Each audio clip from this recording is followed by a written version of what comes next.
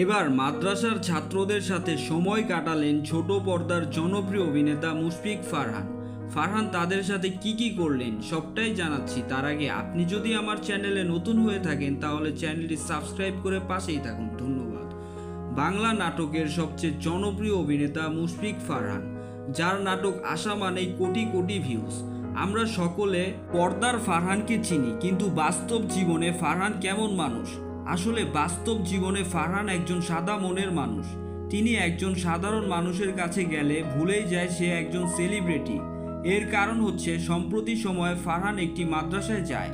সেখানে গিয়ে মাদ্রাসার ছাত্রদের বুকে জড়িয়ে নেয়, তাদের সাথে কথা বলে ও ভালো মন্দ জিজ্ঞেস করে, হাসি আড্ডায় মেতে উঠে।